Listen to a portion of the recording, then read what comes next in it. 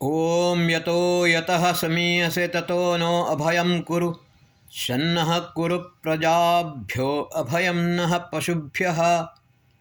ನನ್ನ ಸಮಸ್ತ ಪ್ರೀತಿಯ ಬಂಧು ಭಗಿನಿಯರಿಗೆ ಡಾಕ್ಟರ್ ಸುಕುಮಾರ ಶಾಸ್ತ್ರಿ ಮಾಡುವ ವಂದನೆಗಳು. ಬಂಧುಗಳೇ, 1630 ಇಸವಿ ಫೆಬ್ರವರಿ 19ಕ್ಕೆ ಛತ್ರಪತಿ ಶಿವಾಜಿ ಮಹಾರಾಜರ ಜನ್ಮವಾಯಿತು. 395ನೇ ಜಯಂತ್ಯುತ್ಸವವನ್ನು ಇಂದು ನಾವು ಆಚರಿಸುತ್ತಿದ್ದೇವೆ. ಬಂಧುಗಳೇ, ಶಿವಾಜಿಯ ತಂದೆ ಹೆಸರು ಶಹಾಜಿ, ತಾಯಿಯ ಹೆಸರು ಜೀಜಾಬಾಯಿ, ಗುರುವಿನ ಹೆಸರು ಸಮರ್ಥ ರಾಮದಾಸ್, ದೇವಿ ಭವಾನಿ. ಬಂಧುಗಳೇ, ಶಹಾಜಿ ಔರಂಗಜೇಬನ ಆಸ್ಥಾನದಲ್ಲಿ ಬಹುಶಃ ಸಾಮಾನ್ಯ ಮಂತ್ರಿಯಾಗಿದ್ದ. ಬಾಲ್ಯಕಾಲದಿಂದಲೇ ಶಿವಾಜಿ ಪರಾಕ್ರಮಿಯಾಗಿದ್ದ. ಅವನಲ್ಲಿ ಒಂದು ಸ್ವಾಭಿಮಾನ, ಸ್ವದೇಶಾಭಿಮಾನ ಬಹಳ ಜಾಸ್ತಿ ಇತ್ತು. ಒಂದು ದಿನ ಶಹಾಜಿ ಶಿವಾಜಿಯನ್ನು ಔರಂಗಜೇಬನ ಆಸ್ಥಾನಕ್ಕೆ ಕರೆದುಕೊಂಡು ಹೋದ. ಔರಂಗಜೇಬನ ಆಸ್ಥಾನಕ್ಕೆ ಹೋಗುವಾಗ, ಅವನ ದರ್ಬಾರಿಗೆ ಹೋಗುವಾಗ ಅಲ್ಲಿ ಒಂದು ನಿಯಮವಿತ್ತು. ಪ್ರವೇಶ ದ್ವಾರ ಅದು ಎಷ್ಟು ಚಿಕ್ಕದಾಗಿತ್ತು ಅಂತ ಹೇಳಿದರೆ, ಬಹಳವಾಗಿ ಬಗ್ಗಿಕೊಂಡು ಅವನ ಕಾಲಿಗೆ ತಲೆ ತಾಗುವಂಥ ರೀತಿಯಲ್ಲಿ ಬಿತ್ತು. ಪ್ರತಿಯೊಬ್ಬನೂ ಕೂಡ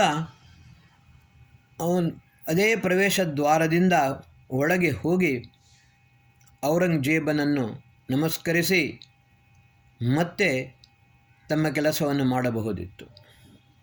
ಬಂಧುಗಳೇ, ಶಹಾಜಿ ತನ್ನ ಮಗ ಶಿವಾಜಿಯನ್ನು ಕರೆದುಕೊಂಡು ಹೋದ. ಶಿವಾಜಿ ಆವಾಗ ಚಿಕ್ಕ ಬಾಲಕನಿದ್ದ. ಆ ರೀತಿ ಬಗ್ಗಿಕೊಂಡು ಹೋದಾಗ ಶಿವಾಜಿ ಬಗ್ಗಿಕೊಂಡು ಹೋಗಲಿಲ್ಲ. ಅದರ ಬದಲು ಅವನು ಚಕ್ರಾಸನದ ರೀತಿಯಲ್ಲಿ ಹೋದ. ಚಕ್ರಾಸನದ ರೀತಿಯಲ್ಲಿ ಹೋಗಿಕೊಂಡು ಮತ್ತೆ ಅಲ್ಲಿ ಹೋಗಿ ನಿಂತ. ಔರಂಗಜೇಬನಿಗೆ ವಿಪರೀತವಾಗಿ ಸಿಟ್ಟು ಬಂತು. ಶಹಾಜಿ, ಇವನ ಶಿರಚ್ಛೇದನವನ್ನು ಮಾಡುತ್ತೇನೆ. ಆವಾಗ ಶಹಾಜಿ ಅವನ ಕಾಲಿಗೆ ಬಿದ್ದು, ಔರಂಗಜೇಬನ ಕಾಲಿಗೆ ಬಿದ್ದು ಕ್ಷಮಾಪಣೆಯನ್ನು ಕೇಳಿದ. ಈ ಒಂದು ಬಾರಿ ಈ ಮಗುವನ್ನು ಕ್ಷಮಿಸಿ, ಇವನು ಬಹಳ ಚಿಕ್ಕ ಬಾಲಕ, ಇವನಿಗೆ ಎಂಥದೂ ತಿಳಿಯದು, ಏನೋ ಮಕ್ಕಳಾಟಿಕೆಯಲ್ಲಿ ಈ ರೀತಿ ಮಾಡಿದ್ದಾನೆ, ಅವನಿಗೆ ನಾನು ಬೋಧನೆಯನ್ನು ಮಾಡುತ್ತೇನೆ, ಇನ್ನು ಮುಂದೆ ಇಂಥ ತಪ್ಪುಗಳು ಆಗುವುದಿಲ್ಲ ಎಂದು ಹೇಳಿದ. ಆವಾಗ ಔರಂಗಜೇಬ ಹೇಳಿದ, ಸರಿಯಾಗಿ ಅವನಿಗೆ ತಿಳಿ ಹೇಳು, ಇಲ್ಲದಿದ್ದರೆ ಅವನೊಂದಿಗೆ ನಿನ್ನ ಶಿರಚ್ಛೇದನವೂ ಆಗುತ್ತದೆ ಎಂದು ಔರಂಗಜೇಬ ಹೇಳಿದ. ಶಹಾಜಿಯ ಒಟ್ಟಿಗೆ ಶಿವಾಜಿ ಪುನಃ ಮನೆಗೆ ಬಂದ.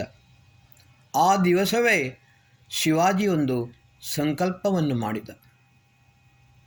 ನಾನು ಈ ಔರಂಗಜೇಬನನ್ನು ಮಣಿಸುತ್ತೇನೆ, ಪುನಃ ಈ ದೇಶವನ್ನು ಸ್ವತಂತ್ರವನ್ನಾಗಿ ಹಿಂದೂ ರಾಷ್ಟ್ರವನ್ನಾಗಿ ಮಾಡುತ್ತೇನೆ ಎಂದು ಪ್ರತಿಜ್ಞೆಯನ್ನು ಮಾಡಿದ.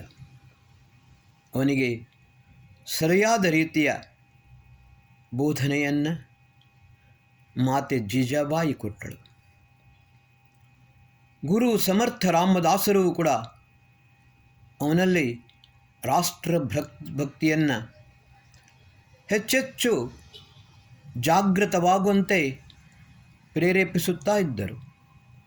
ಕೇವಲ 20 ವರ್ಷ ಪ್ರಾಯದಲ್ಲಿಯೇ ಶಿವಾಜಿ 20 ಕೋಟೆಗಳನ್ನು ಸ್ವಾಧೀನಪಡಿಸಿಕೊಂಡು ಔರಂಗಜೇಬನನ್ನು ಮಣಿಸಿದ.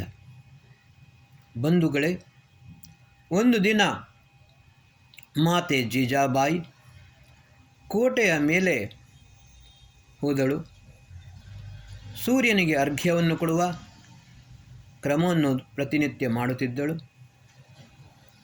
ಅಲ್ಲಿ ಹೋದಾಗ ಎದುರಿನಲ್ಲಿ ಸಿಂಹಗಡದ ಮೇಲೆ ಹಸಿರು ಬಾವಿಟ ಕಂಡುಬಂತು. ಆವಾಗ ಒಂದೇ ಸವನೆ ಶಿವ ಎಂದು ಹೇಳಿಕೊಂಡು ಕಿರುಚಿದಳು. ನೌಕರನು ತಬ್ಬಿಬ್ಬಾಗಿ ಬಂದ. ಏನಾಯಿತಮ್ಮ? ಮೊದಲು ಶಿವನನ್ನು ಕರಿ, ಆಮೇಲೆ ಹೇಳುತ್ತೇನೆ. ಶಿವಾಜಿ ಬಂದ, ತಾಯಿಯ ಪಾದಕ್ಕೆರಗಿದ. ಆವಾಗ ಮಾತೆ ಜೀಜಾಬಾಯಿ ಹೇಳಿದಳು, ಶಿವ, ಎದುರಿನಲ್ಲಿ ನೋಡು, ಈ ಹಸಿರು ಬಾವುಟ ಏಕೆ ನನಗೆ ಕಾಣುತ್ತಿದೆ? ನಿನಗೋಸ್ಕರ ನಾನು ನನ್ನ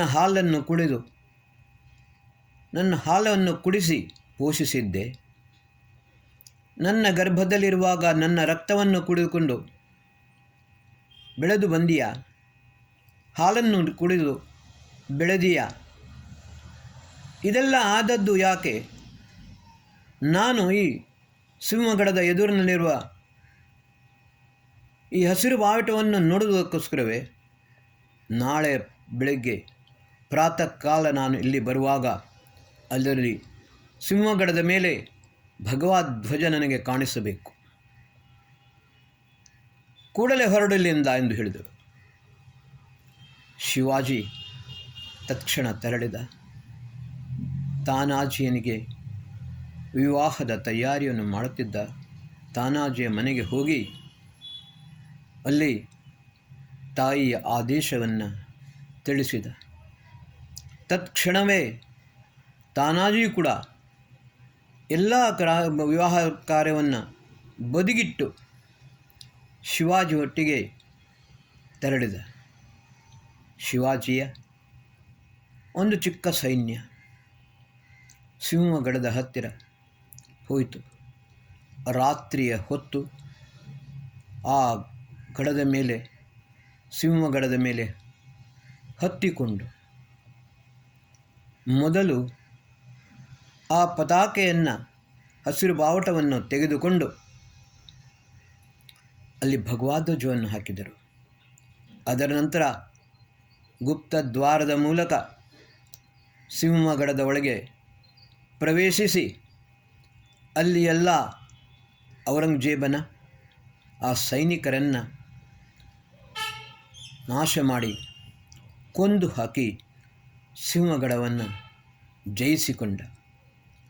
ಬಂಧುಗಳೇ, ವೀರಭೋಗ್ಯ ವಸುಂಧರ, ಈ ವಸುಂಧರೆ ವೀರರಿಗೆ ಮಾತ್ರ ಭೋಗಿಸಲು ಅರ್ಹವಾದದ್ದು ಎಂದು ನಮ್ಮ ಶಾಸ್ತ್ರ ಹೇಳುತ್ತದೆ. ನಾವು ಇವತ್ತಿಗೆ ಏನು ಮಾಡುತ್ತಿದ್ದೇವೆ?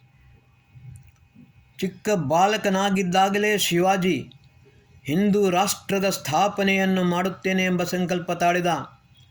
ಅದೇ ರೀತಿ ಹಿಂದೂ ರಾಷ್ಟ್ರದ ಸ್ಥಾಪನೆಯನ್ನು ಕೂಡ ಮಾಡಿದ. ಆದರೆ ಇವತ್ತು ನಮ್ಮ ಹಿಂದೂಸ್ತಾನದ ಗತಿ, ದುರ್ಗತಿ ನಾವು ನಮ್ಮ ಪಾರ್ಲಿಮೆಂಟಿನ ಒಳಗೆ ದೇಶದ್ರೋಹಿಗಳಿದ್ದಾರೆ. ಒಳಗೆ ಕುಳಿತುಕೊಂಡೇ ಹಿಂದೂಸ್ತಾನವನ್ನು ನಾಶ ಮಾಡಲು ಬಹಿರಂಗವಾಗಿ ಹೇಳಿಕೆಯನ್ನು ಕೊಡುತ್ತಾರೆ. ಅದೇ ರೀತಿ ಕೂಡ ಮಾಡುತ್ತಲೇ ಬಂದಿದ್ದಾರೆ. ಬಂಧುಗಳೇ, ನಾವು ಜಾಗೃತರಾಗುವುದು ಯಾವಾಗ? ನಾವು ಜಾಗೃತರಾಗಬೇಕು. ಯೋ ಜಾಗಾರತಂ ಋಚಃ ಕಾಮಯಂತೆ, ಯೋ ಜಾಗಾರ ಸಾಮಾನಿಯಂತಿ, ಯೋ ಜಾಗಾರ ತವಾಹಮಸ್ಮಿ ತಮಯಂ ಸೋಮಾಹ ಅಂತ ಋಗ್ವೇದ ಹೇಳುತ್ತದೆ. ಯಾರು ಜಾಗೃತನಾಗುತ್ತಾನೆ, ಸಮಸ್ತ ಋಗ್ವೇದದ ರಚನೆಗಳು ಅವನ ಕಾಮನೆಯನ್ನು ಮಾಡುತ್ತವೆ. ಯಾರು ಜಾಗೃತನಾಗುತ್ತಾನೆ ಅವನಿಗೆ ಸಾಮವೇದದ ಸಮಸ್ತ ಉಪಾಸನೆಯ ಫಲವನ್ನು ಸಿಗುತ್ತದೆ. ಯಾರು ಜಾಗೃತನಾಗುತ್ತಾನೆ, ಸದಾ ಕಾಲ ನಾನು ಅವನ ಒಟ್ಟಿಗಿರುತ್ತೇನೆ ಅಂತ ಸ್ವತಃ ಪರಮಾತ್ಮನು ವೇದಗಳ ಮೂಲಕ ಹೇಳುತ್ತಾನೆ. ಅದನ್ನೇ ಕೃಷ್ಣ ಹೇಳಿದ, ತಸ್ಮಾತ್ ಉತ್ತಿಷ್ಟ ಕೌಂತೆಯ ಯುದ್ಧಾಯ ಕೃತನಿಶ್ಚಯ ಅಂತ.